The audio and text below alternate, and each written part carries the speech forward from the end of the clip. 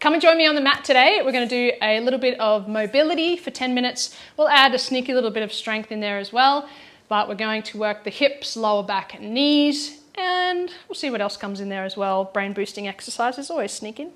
But if you know me, you know this is one of my favorite moves. So you're going to bring your heels close to your bottom.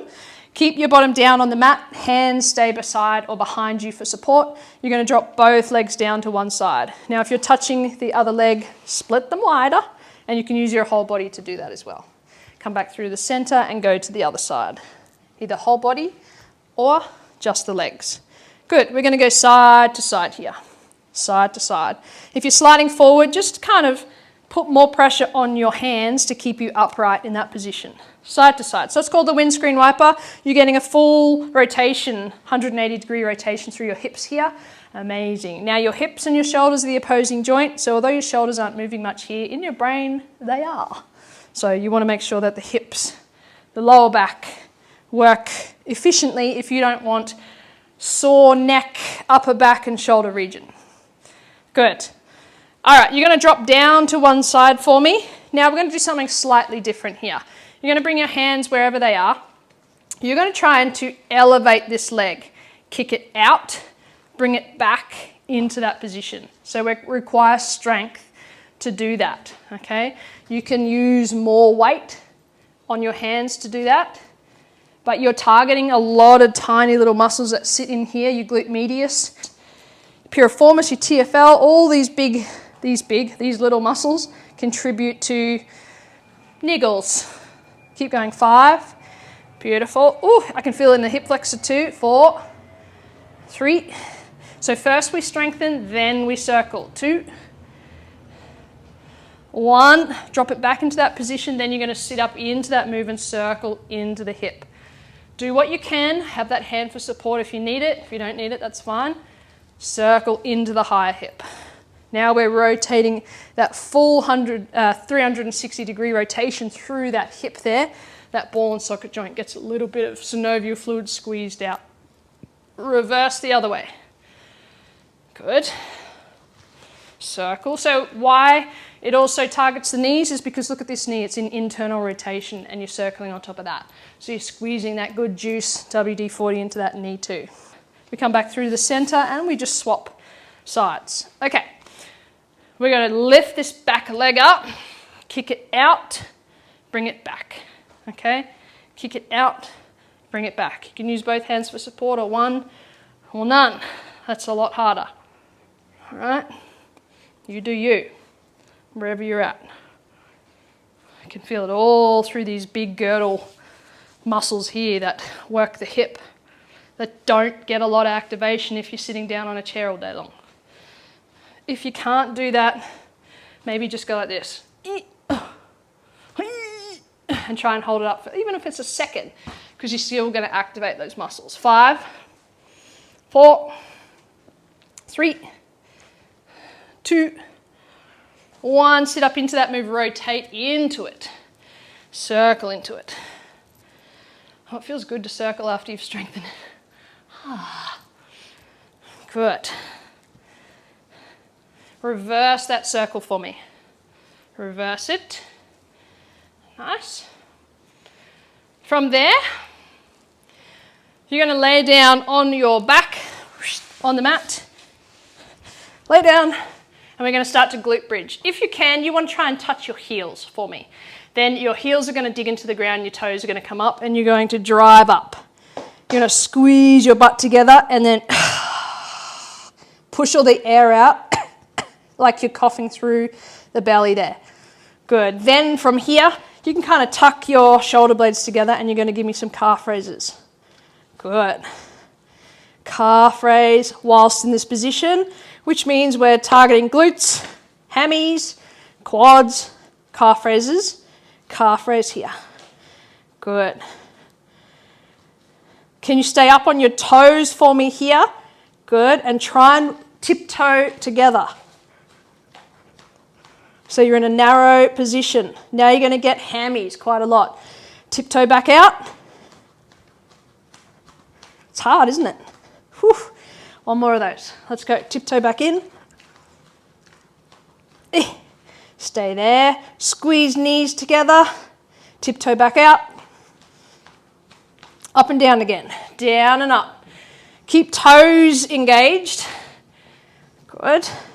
Heels don't touch the mat yet. And then I'm going to swap over. Up and down. 5. You'll feel it all through the hammies and glutes here. 4. 3. Keep going. You go into my count. 2. I could count for 10, but in 2.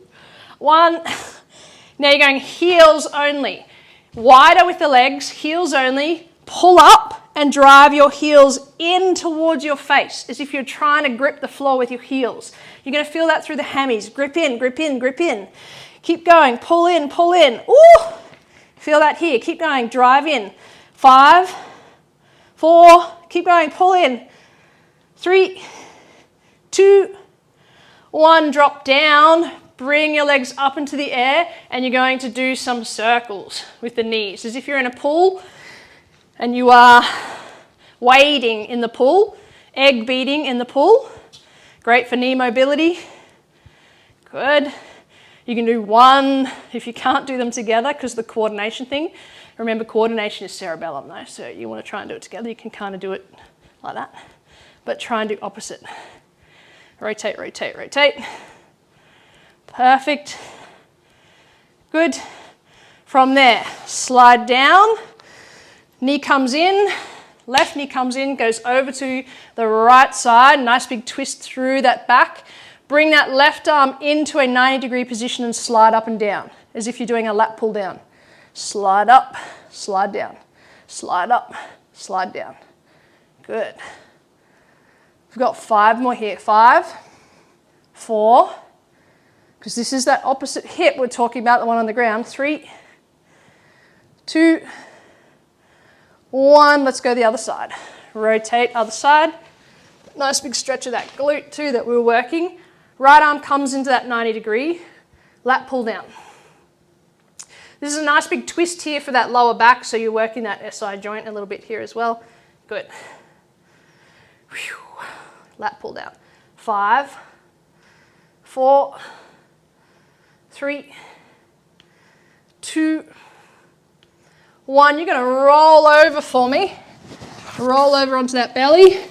And we've got some push-ups. And you're like, no, don't do push-ups. Well, they're different ones. Okay? So you're going to come up onto your knees and then come back down. The next one, you're going to flip those toes over and come up, knees, plank, knees, down. Flip the toes back. Come up and down. Flip the toes over. Come up, hold, and back. Flip toes, knees. You got to do this move if you want to get out of bed or if you want to get up off the floor. You got to do this move. Half up, all up. I mean, you don't have to do it my way. You can just go up if you want to go up. But I'm just helping the folk that need slightly different ranges of motion. Up and down. Knees, all the way. Good. Last one here, knees. Stay in the knees. Good. You're going to bring your hands into a kind of a square shape, or the body into a square shape. Tuck the toes under, and you're going to push the shoulder blades apart and then lift your knees off the ground. You're going to tap them together for 10, 9, you've got it, keep going, 8, 7, 6, 5, 4, 3, 2, 1. Drop your knees down on the ground, and you're going to give me some big circles with that hip. Rotate. You should feel that in the opposing glute. So that stabilizing glute, you should feel it activate a little bit and work. Big circles. Reverse that circle for me, around, like you're a hurdler. Like I was. Good. 5, 4, 3, 2, 1. Don't put it out, bird dog. Opposite hand, opposite glute or leg. Good. From here, you're going to tap down and up. 1, 2, 3, 4 for 10. 5, 6, 7, 8, 9, 10. Okay, let's swing that other hip. Swing, swing, swing. Who feels their glutes? I love it. Not only are strengthening, but you're mobilizing as well. Lower back, hips, knees. You need strength, you need mobility, you need flexibility, you need circulation, change direction. You need eye muscles, you need balance, you need good fuel, and you'll be superhuman. It's pretty easy, isn't it? 3, 2, 1. Bird dog. I forgot one more very important thing. You need belief in yourself. You don't have that, none of it works. But guess what you're doing when you're working out? You're committing to yourself that you were going to do it. If you tell yourself you're going to do it and you stick with it, yourself trusts you. Hold it. 5. Up and down. Forgot this one. 10. 9. If you commit to yourself and you say, I'm going to work out tomorrow, and then you don't, do you think your brain's going to friggin' trust you? No, it's not. And it won't back you up because you're lying to it.